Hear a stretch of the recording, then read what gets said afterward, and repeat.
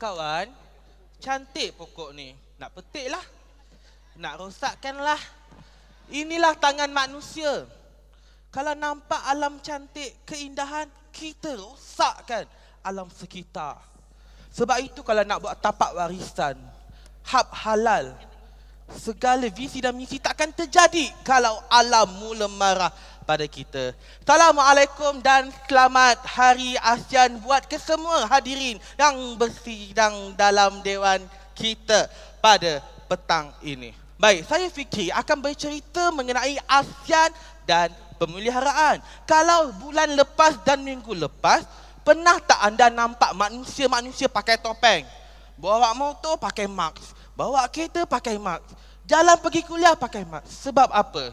Sebab masalah jerebu yang melanda ASEAN tercinta kita. Jadi sebenarnya saya kesal melihat setengah pihak mengeluh, menuduh, menuding jari tak pasal-pasal terhadap ASEAN. ASEAN tak ambil tindakan ke?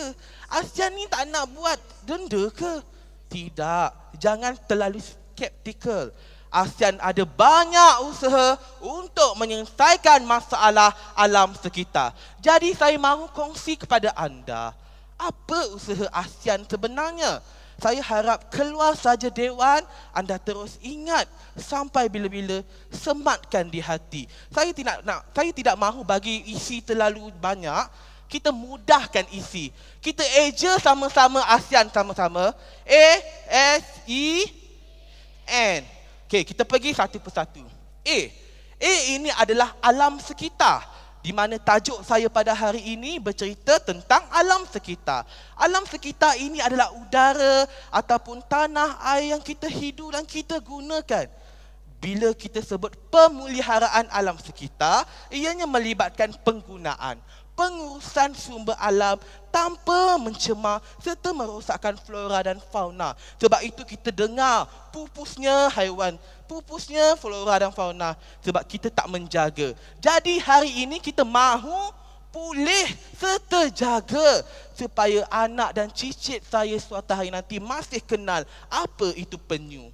Baik, alam sekitar. Perkataan kedua adalah S. S ini merupakan satu usaha yang digigih oleh ASEAN, iaitu sidang. Sidang ini kata dasar kepada persidangan.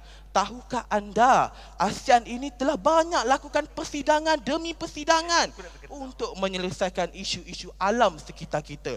Bermula tahun 1977, ASEAN telah tubuhkan ASEP, iaitu ASEAN Sub-Regional Environment Program, ASEP. Dan di bawahnya pada tahun 1978, persidangan kali pertama di Jakarta di bawah program ASEAN Expert Group on Environment, AEE.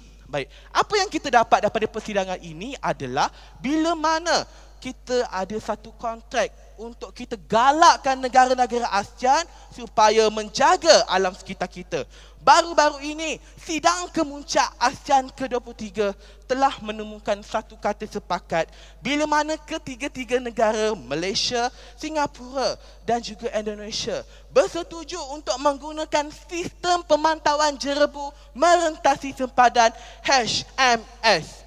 Jadi, ini antara usaha ASEAN dalam menangani pelbagai isu, termasuklah jerebu.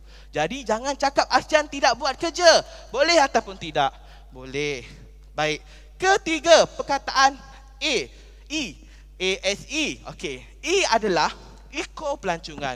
Kalau tadi ada saudara kita mahu membuat pelancongan tapak warisan, sebenarnya dalam sektor pelancongan kita telah banyak memusnahkan alam. Kita kena tebang pokok untuk buat chalet, kita kena toka, kena tebang dan sebagainya. Jadi, ASEAN dalam forum persidangan ASEAN ATF 2014 mensasarkan kalau sektor pelancongan kita utamakan eko pelancongan. Apa itu eko pelancongan? Eko pelancongan ini adalah kita bawa dan mengembarakan pelancong di dalam alam semula jadi. Contohnya, siapa yang pernah dengar nama tempat ni? Pulau Langkawi. Siapa pernah dengar? Okey, siapa yang pernah pergi? Kita adalah sama. Pulau Langkawi penuh dengan keindahan alam bersemula jadi. Ini adalah salah satu merupakan projek Eco Pelancongan yang kita bangunkan. Jadi, kita lihat helang bagi makan dan sebagainya. Ini antara usaha ASEAN dalam menangani serta memelihara alam sekitar. Keempat, ambil tahu. Inilah prinsip ASEAN. Bila mana kita bukan hanya menunding jari atau menuduh, kau buat salah. Tidak. Tetapi ASEAN, kita ambil tahu apa masalah-masalah yang dialami oleh serumpun kita. Contoh masalah yang berlaku di Kemboja ataupun Kemboja, masalah air. Mereka ini ada air, tetapi sayangnya air mereka ini tidak bersih. Persekitaran mereka kotor. Jadi apa tindakan ASEAN untuk kita selesaikan masalah? Baru-baru ini kalau anda buka surat khabar, 50 pelajar Asia Tenggara bersama-sama dalam program kepimpinan Eko Sukarelawan ASEAN Belia 2014. Salah satu orangnya adalah warga Universiti Kebangsaan Malaysia yang telah pergi ke sana untuk meneliti serta berkongsi teknologi ataupun pandangan terutama dalam aspek kebersihan, sanitasi dan air. Jadi ini adalah usaha kita ambil tahu. Kemudian dalam isu jerebu pula, Singapura tidak hanya menuduh Indonesia tetapi membantu. Antara bantuan yang diberikan adalah C-130 yang memberikan satu pesawat untuk kita bina pembinaan awan. Itu yang pertama. 2 pesawat C-130 untuk kita laksanakan penelitian serta kesan titik panas. Dan banyak lagi sumbangan ASEAN terhadap isu-isu alam kita. Akhir sekali, N, ASEAN. N adalah nilai kebersamaan.